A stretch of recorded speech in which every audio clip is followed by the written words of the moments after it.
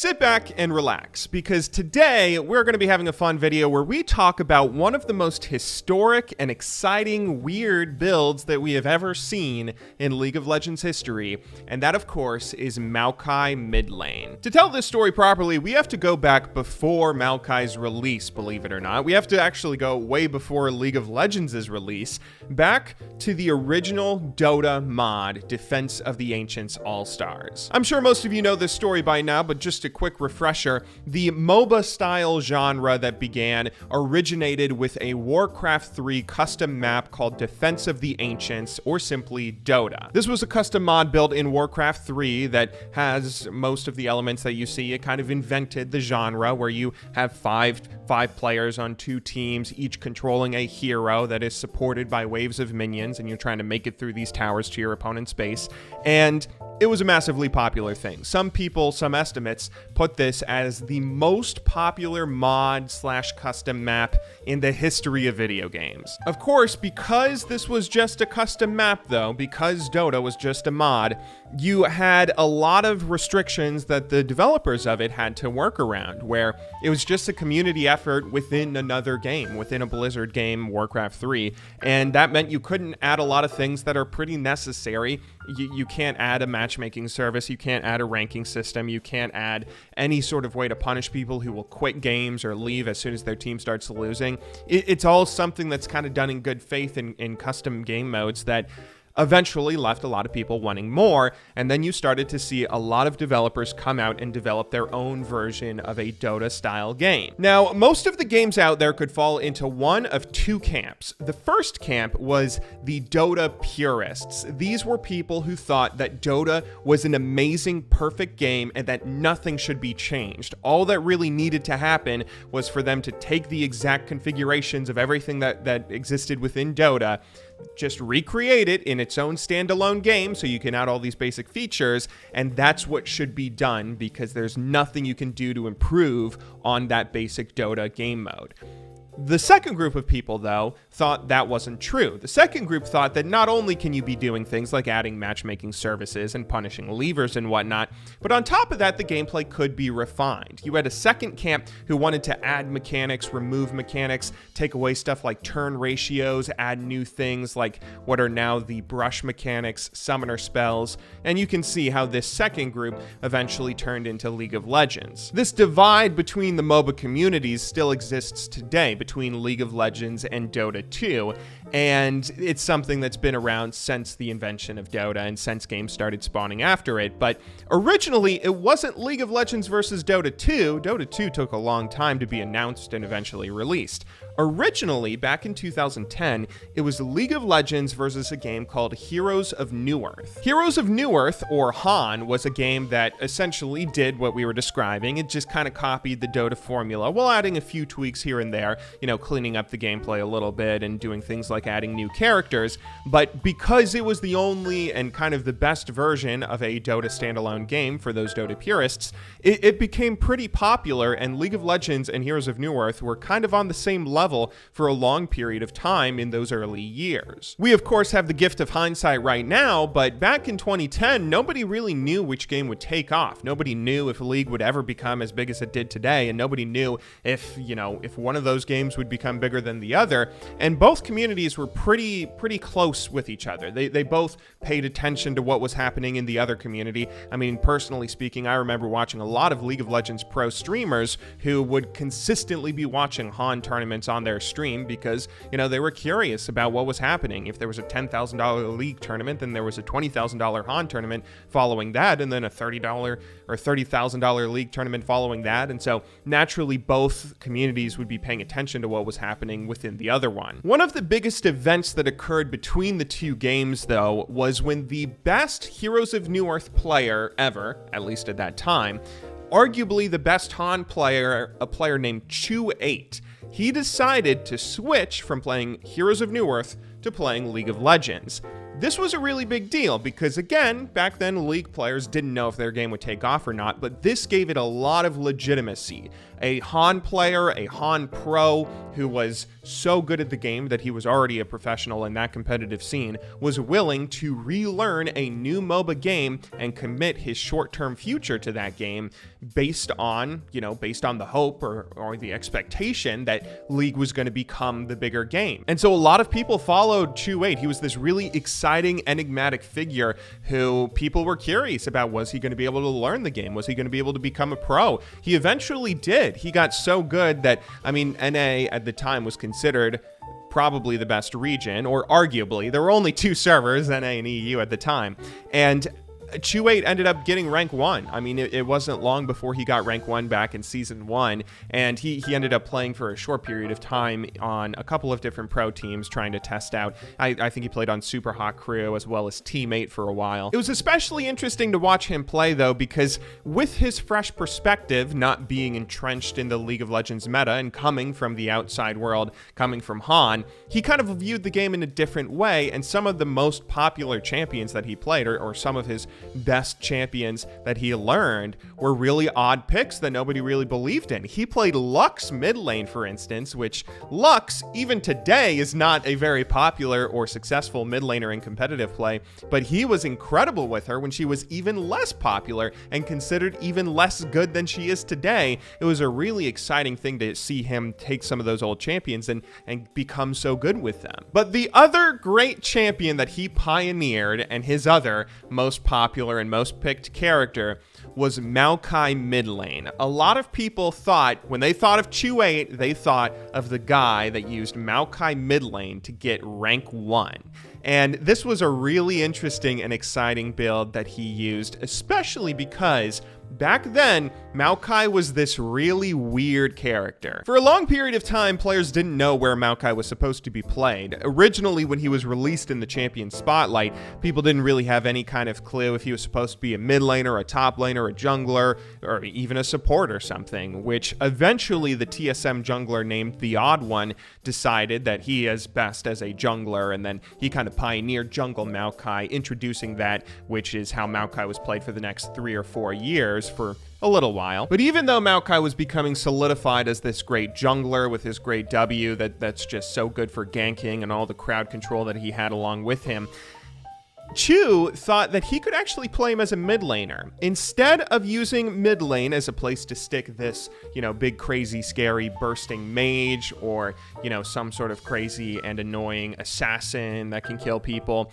he thought that Maokai mid lane could actually work for a couple of different reasons. He believed that Maokai mid lane could serve a very important role, both in some of the AP damage that he can put out when you build AP on him, which back then Maokai actually dealt probably a little more AP damage than he does nowadays. He had his E, which actually could turn into this really big crazy burst thing that, you could stack it in a brush and people would just die as soon as they walked into it. But on top of the fact that he dealt a considerable amount of magic damage, he was also really interesting because he could work as this interesting kind of roaming character. Remember, back in Season 1, that's when people still thought win lane, win game, that's how you play League of Legends. You stay in your lane, you out 1v1 your opponent, and you don't do anything else. You out CS, you get some kills, and then eventually you'll have a lead that you can use to steamroll your opponent's base. Chu was even before Moscow 5 in the fact that he thought you shouldn't just stay in lane. You can stay in an area. Take Maokai mid lane and just keep him in an area where he can then go and roam to other lanes. He can support his jungler. He can get into fights in interesting ways. And because Maokai's kit is something that works out very well in the early game, where he has a lot of crowd control that is just always good throughout an entire game, and on top of that, he can be fairly tanky while still dealing considerable damage, he thought that let's take him mid lane. Let's use him to support our team in this interesting way. He'll still scale plenty fine, and you should have enough damage anyway with your AD carry and top laner to win a game. And it was incredible to watch. I mean, it was really something special. And that's what we're going to be recreating today in our video here. Today, we are bringing back Chu8's Maokai mid lane. And these are the runes that we're going to be starting off with. I want to do this until we get a win, which I don't know if this is going to be very difficult to do so, but I'm excited. This is another fun build, very similar. Oops, this is very similar to our old... This is very similar to that Italy video that we just did, where this is a build and a strategy that has a lot of history and means quite a bit to me. So let's go ahead and get into game. Oh my goodness, is this Maokai versus Corki mid lane? This is the most season 1 lane I've ever seen before in my life. Oh, I'm so happy, dude. Let's go. Let's go. Now, we're actually going to be maxing our E level 1. This might not be smart, and it might not be good to do anymore, but this is how you used to play Maokai. You wanted to max E for a couple of different reasons. One reason was, of course, you could set up a bunch of traps and brushes, and back when his E dealt considerable damage when stacked with AP, I mean, it was something that was pretty crazy overall, and certainly could turn into a big nightmare for opponents to deal with. But on top of that, your E is also a nice way for you to kind of CS. You want to make sure that you're essentially getting guaranteed CS even if you're against a ranged character who's going to be harassing you, and throwing your E into the back line of minions can not only at some point eventually kill all of them, maybe not anymore, but he used to be able to, but on top of that, it also kind of forces your opponent to be careful where they're stepping, because, you know, if they step into a bunch of little guys, whatever they're called, saplings, then it can be a pretty big problem. But we're going to go ahead and see if we can just make this work. I have a feeling it's going to be a rough lane, especially against a Corki, but I'm excited. So our team gives up first blood in the bot lane, which is not super exciting, but there is a little bit of action happening over here. I kind of want to go see if I can get involved, because again, that's one of the strengths of the Maokai mid lane. It's not just about you trying to do anything in lane. You don't pick Maokai because he's a strong laner. It's because you have that ability to kind of help everyone on the map and then scale well. There's a little bit of damage. We do still deal some damage. I mean, we don't deal nothing. I actually don't know if I want to max the E. I think I'm going to, though. I have to. I can't not max E on Maokai mid lane, dude. Kind of want to go in. I have Pike coming. I should have flashed. I should have flashed W'd. I'm sorry. That was my bad. It's actually fairly important to go and make the most of when you get ganks on Maokai, because that's another reason why he's good at all, is the ability to take advantage of... Oh, that... I'm sorry. Oh, I'm sorry. Oh! Corki's starting to really deal some damage on me now. He went back and got a Sheen. Maybe this wasn't a good video idea. I'm gonna have to recall now. You know, I don't want to say that I'm not at fault for the struggles we're having in the early game here, but it also doesn't help that it's actually 0 kills to 5. Every single person on your team has died once and got nothing for it except for Yorick. I wonder if Rek'Sai will come mid. It looks like he wants to go invade instead. I was thinking we might be able to 2v2 them. I do have a lot of burst in me. Probably not as much because I am maxing the E. This was a bad idea. Let's not max the E anymore. Oh, careful. Corki has the package. He's going bot lane. I don't have teleport, and I'm not going to be able to catch up in time. You're going to die if you don't back. Oh, you're going to die.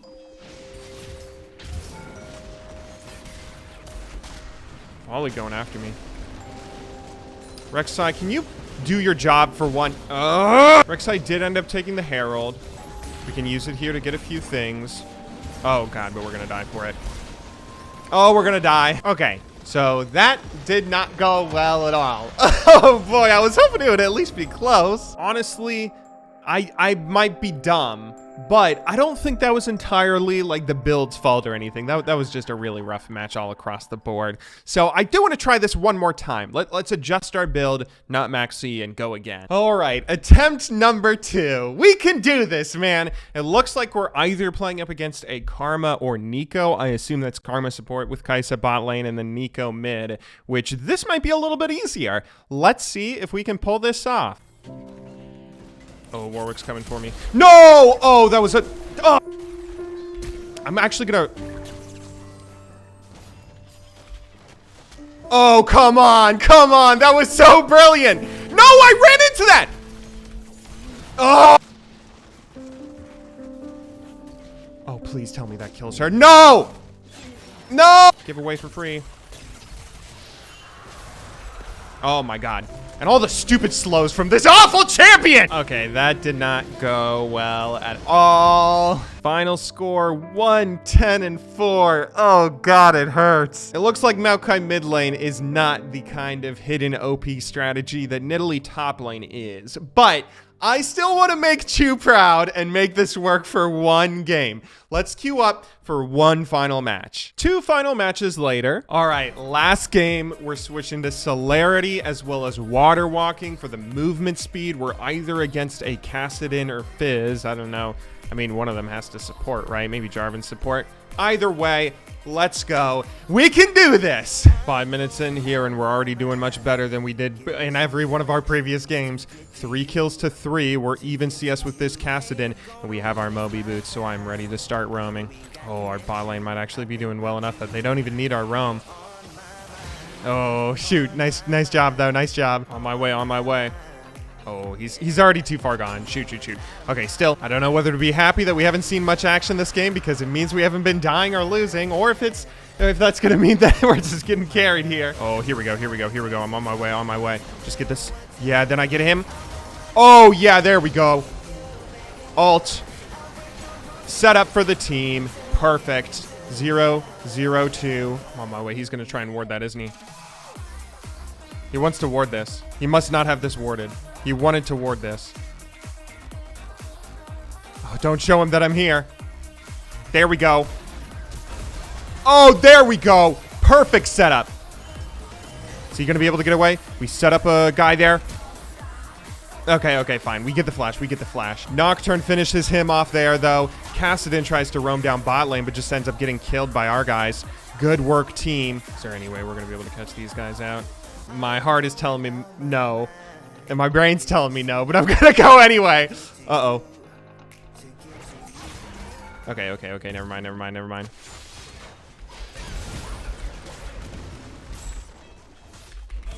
mind. That was so dumb! I'm on my way. Oh, if I can just get there in time. Dude, now that I have the movement speed of these Mobies, it's huge. This is actually huge. Oh, I can't decide who to go on. Oh, I'm gonna get my teammates killed because I can't decide who to go on. My W coming up soon.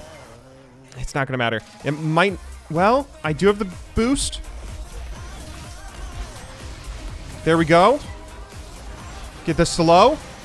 He might have ran out of mana, so he couldn't ult away, but we had the boost from the Mobies and everything. Okay, good work, team. 0-1-4. There we go. You know what? I think I figured this out. You know, Maokai was reworked in a number of different ways to take presence away from his ability to lane. He doesn't have the damage when his E guy drops. He doesn't have his nearly crazy AP scaling ratios and that kind of stuff anymore. So we just can't think about playing him as a laner. We just want to focus exclusively on that roam. He has a ward here, but I can come. He has a ward here. He knows I'm here. He knows I'm here because he has that warded. Except he's not looking at his mini-map. He's playing top lane like how I play top lane. Oh, goodness. I need mana. Okay, we got him. Good job, Shen. I'm going for... Oh, you were sitting here waiting for me. Wow. I wonder if he's actually that scared of me. Hang on, I can bait him back into Shen. I also have my Q. Oh, I have ult. I have to use ult. Oh, yes. No! Oh, no! That was almost awesome! Oh, nice try, Shen. Okay, we're still doing really well, though. 1, 2, and 5. That is a pretty dang solid KDA, at least compared to what we've been doing previously. Oh, here we go. Another perfect setup. Dude, the CC that Maokai has is just so amazing. I actually messed that up a little bit. This is the kind of playstyle you're going for, though. I'm starting to get it now. You're not really trying to play Maokai. You're kind of playing him like an assassin that's not going for 1v1 kills. You just want to clear the wave, roam, be an amazing ganker, and someone that will, you know, scale into the late game. Because you are so dang good at having an impact on every single fight with your crowd control. Look at that. It's just beautiful. For once, it looks like we're on the side of the early snowball stomp. We are now 17 minutes in, and we're taking an inhib turret, which I would love to get a few more team fights in. Let's go. Oh, careful. There we go. pretty solid, and that was a 2-for-1. They're Trundle's bot lane. I have to be very careful, obviously, because I have 0 health, but I do have immunity with my W. Can we just try and win the game here? Oh, here we go. There we go. Good job, team. Oh, perfect. You know, I can see into the future and already read the comments telling me that all I did was get carried this game, which certainly is true to some extent, the same way that a Taric gets carried by his Master Yi when going Taric mid lane, Master Yi jungle. And I can understand how you guys might not think this is that fun to watch, but this has been really fun for me to finally revive this old fun play style. I mean, it's such an enjoyable thing bringing back these old these old metas and strategies that kind of don't exist anymore. Here we go. Can we get Fizz too?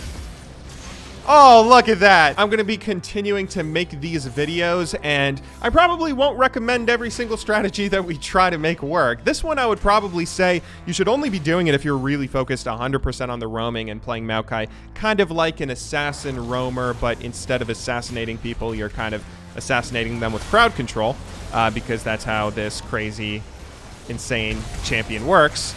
Good job there. I also might suggest only going for this Maokai mid lane if you have a pre-made or like a duo queue in the jungle or something that you guys can, you know, be on the same page and do some fun stuff there. But it looks like we are going to be able to take down the Nexus towers. Oh, did I knock her? No, we got her. We got her. With that catch and with us just getting Baron. Oh, that might be game. That might be game. Our final score is 2, 3, and 13. And finally, after a number of different games, we figured out how to make this strategy work.